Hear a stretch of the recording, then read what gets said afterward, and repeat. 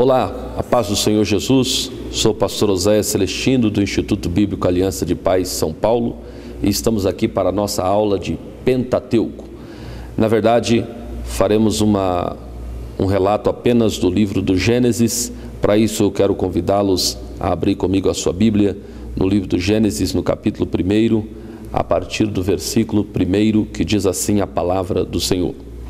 No princípio criou Deus os céus e a terra era sem forma e vazia, e havia trevas sobre a face do abismo, e o Espírito de Deus se movia sobre a face das águas. E disse Deus: haja luz, e houve luz. E viu Deus que era boa a luz, e fez Deus separação entre luz e trevas. E Deus chamou a luz dia, e as trevas chamou noite, e foi a tarde e a manhã o primeiro dia. Amém. Somente os 5 primeiros versículos do capítulo 1 do Gênesis, para fazermos algumas tratativas a respeito da criação do mundo. O livro do Gênesis faz parte do Pentateuco, 5 volumes, 5 livros ou 5 volumes, que tratam exclusivamente do princípio da história da humanidade e também da história do mundo. O livro do Gênesis é conhecido como o livro dos princípios, porque no livro do Gênesis há o princípio da criação do mundo, há o princípio da criação da terra, há o princípio da criação dos homens, há o princípio da criação da luz, há o princípio da criação dos seres viventes, de todos os animais, e assim sucessivamente. Então, o livro do Gênesis é o livro dos princípios. Observando o livro do Gênesis a partir do capítulo 1, a narrativa bíblica nos mostra uma visão que vale a pena nós meditarmos primordialmente nos 2 primeiros versículos do livro do Gênesis. O texto sagrado diz: no princípio criou Deus os céus e a terra. E o versículo 2 diz: e a terra era sem forma e vazia, e havia trevas sobre a face do abismo, e o Espírito de Deus se movia sobre a face das águas. Pensando nesses 2 versículos, nós chegamos a algumas conclusões.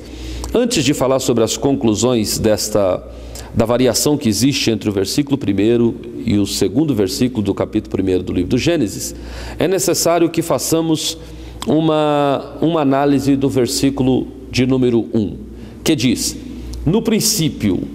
Essa palavra no princípio, ela não data um tempo. A palavra no princípio, na verdade, é uma forma hebraica, um hebraísmo, que quer dizer em algum lugar do tempo, em algum momento do tempo.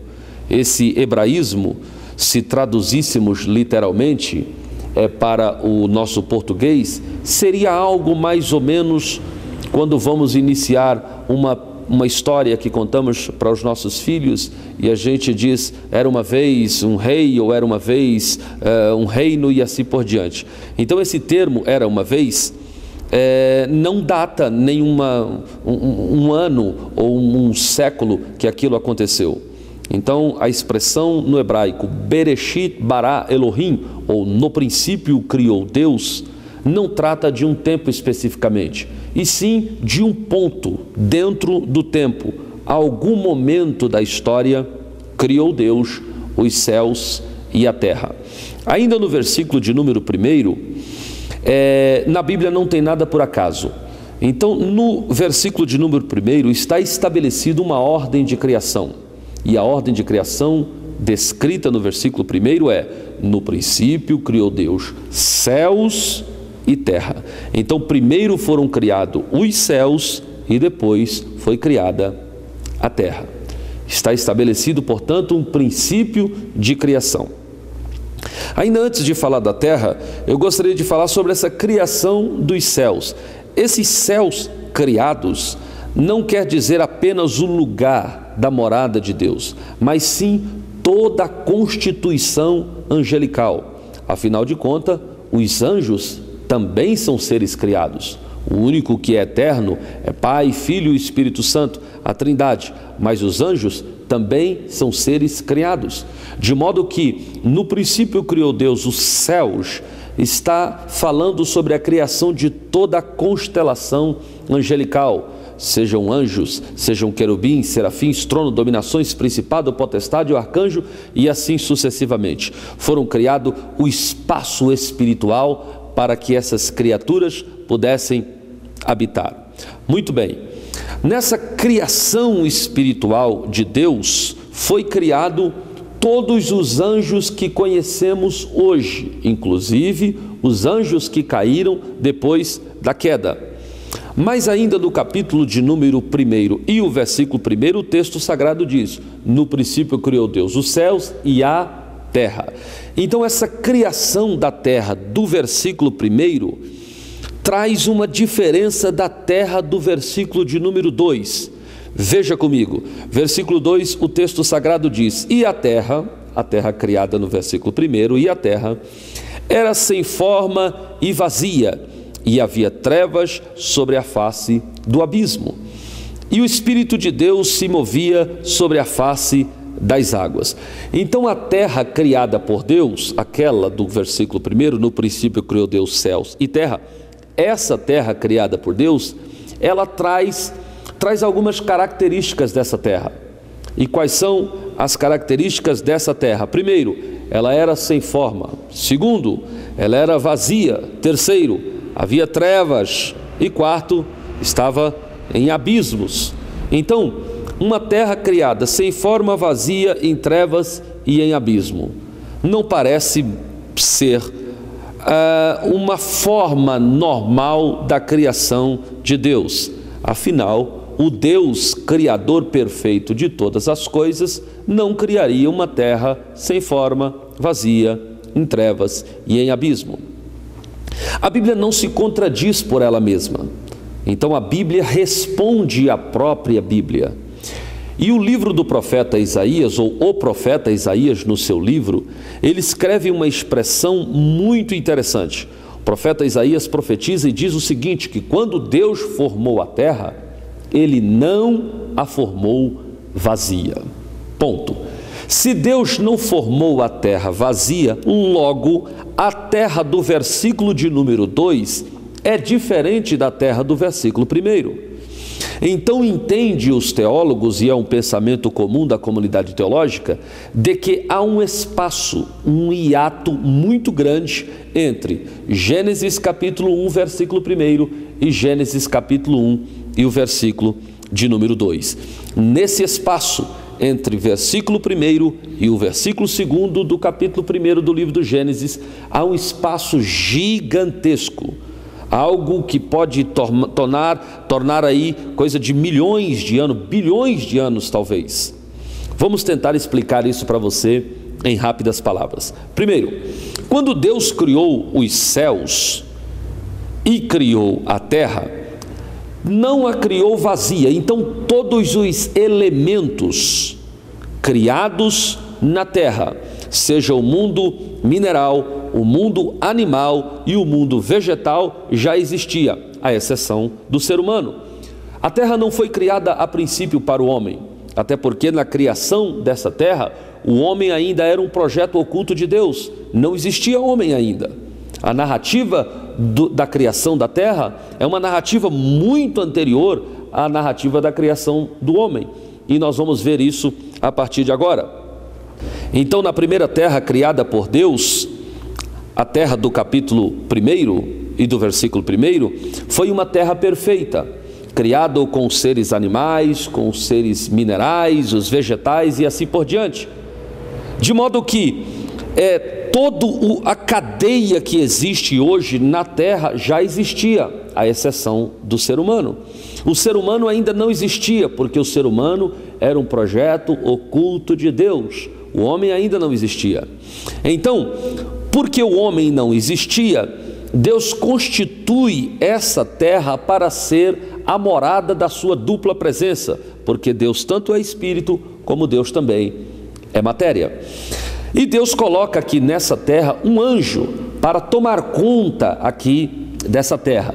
E esse anjo, escolhido por Deus para tomar conta aqui dessa terra, é um anjo da categoria de querubins. Ele constitui um querubim para tomar conta da terra. Esse querubim era Lúcifer. Lúcifer, anjo de luz. E o Lúcifer foi comissionado por Deus para estar aqui na terra, para coordenar os trabalhos aqui da terra, como dá para se entender a partir da narrativa do capítulo 28 do livro do profeta Ezequiel. Quero convidá-lo, portanto, a abrir a sua Bíblia comigo no livro do profeta Ezequiel, no capítulo de número 28, livro do profeta Ezequiel, capítulo de número 28, e o versículo de número 11.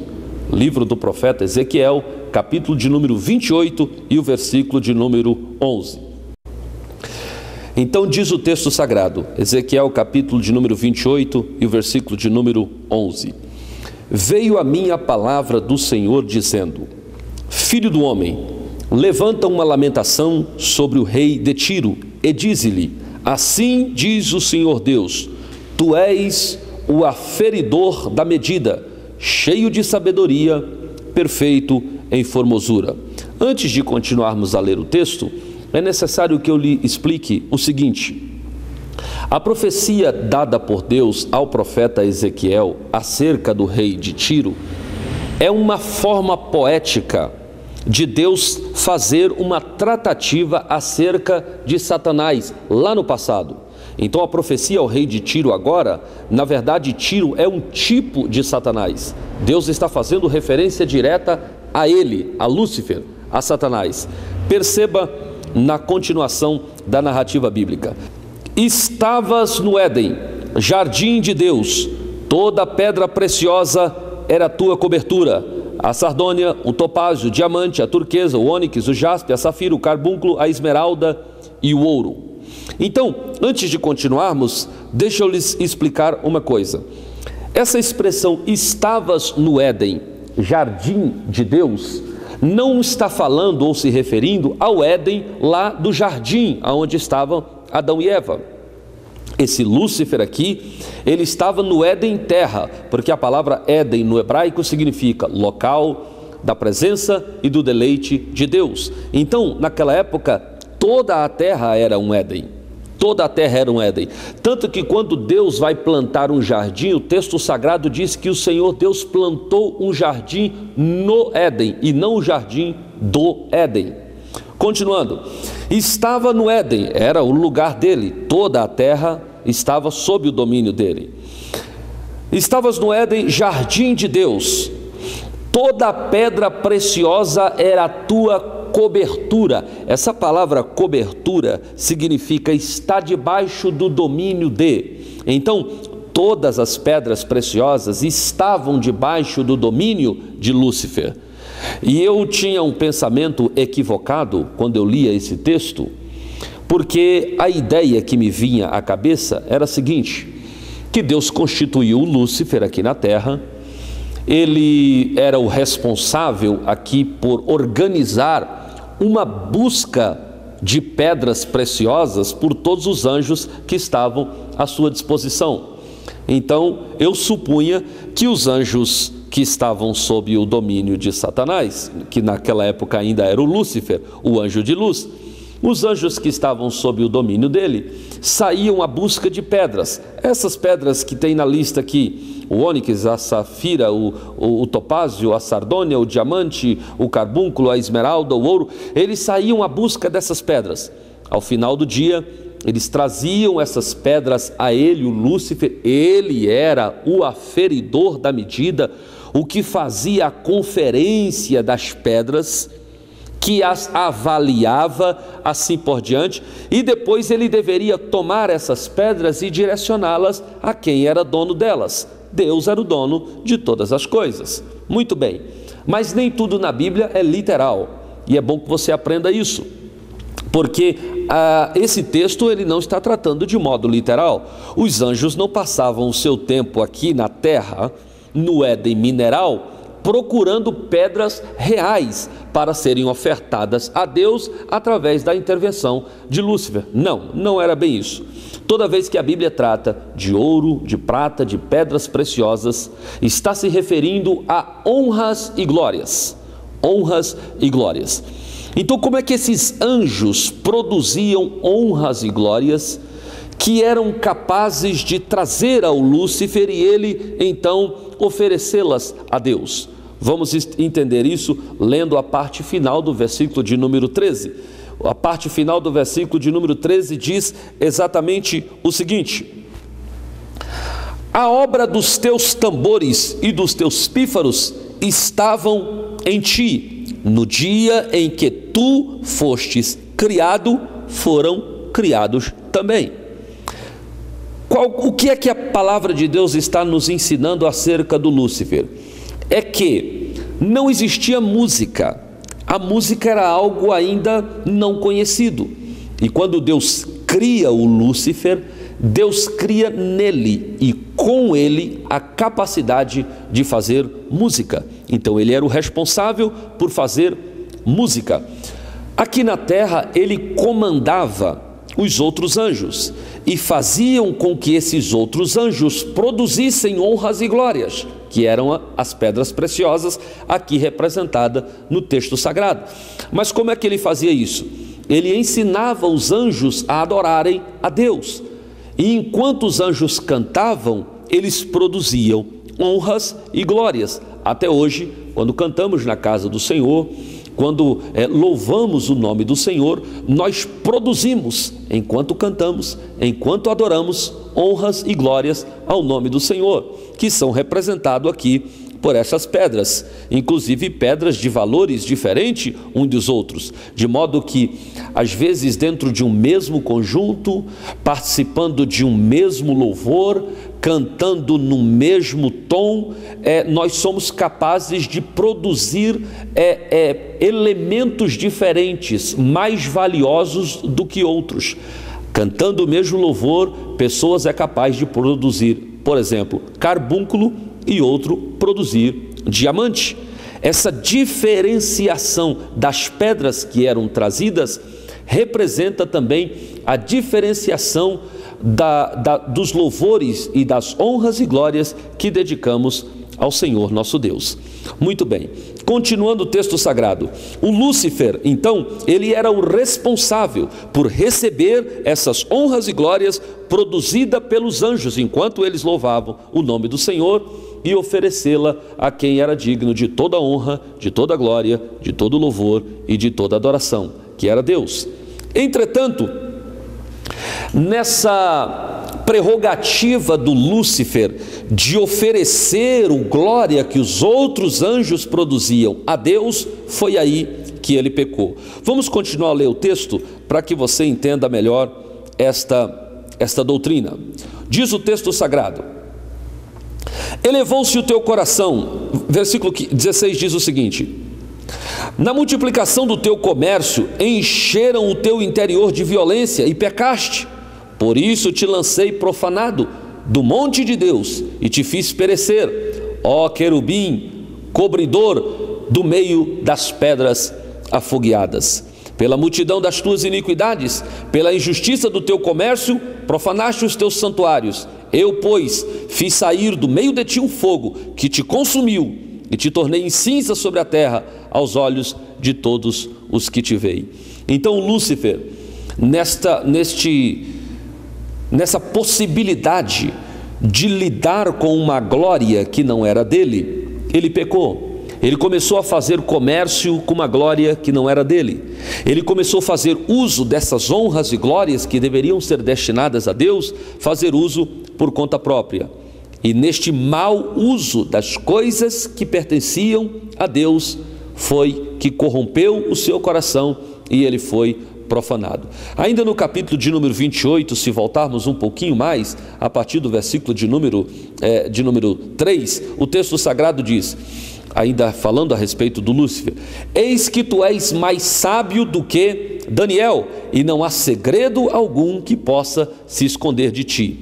É bom que você entenda que quando Deus vai falar sobre a sabedoria de Lúcifer, elevando-a acima da sabedoria do homem mais sábio, Deus não usa como parâmetro de sabedoria humana o Salomão, como se pensa, mas sim Deus usa o Daniel, porque Deus havia prometido para Salomão, e preste muita atenção nisso, foi uma promessa condicional. E Deus disse: se tu andares nos caminhos pelas quais andou Davi seu pai, então antes de ti nunca houve, e depois de ti nunca haverá homem tão sábio. Mas o Salomão começou bem, mas terminou mal. Então esse posto de homem mais sábio da terra foi transferido de Salomão para o Daniel. E talvez seja porque Salomão começou bem e terminou mal, e o Daniel, a Bíblia diz que Daniel foi até o fim. O segredo e a recompensa de Deus não estão para aqueles que começam bem, mas estão para aqueles que terminam bem. No versículo de número 4, tem uma chave muito importante. Versículo de número 4 e o versículo de número 5. Pela tua sabedoria e pelo teu entendimento alcançaste para ti riquezas, e adquiriste ouro e prata nos teus tesouros, honras e glória nos teus tesouros. Versículo 5 diz assim: pela extensão da tua sabedoria no teu comércio. Essa palavra comércio, ela mostra muito bem aquilo que o Lúcifer estava fazendo com uma glória que não era dele. Aliás, infelizmente, muitas pessoas até hoje ainda estão fazendo comércio com uma glória que não é dele. Continuando: pela extensão da tua sabedoria no teu comércio aumentaste as tuas riquezas, e agora eleva-te o teu coração por causa das tuas riquezas. O Lúcifer se tornou poderoso, se tornou muito poderoso.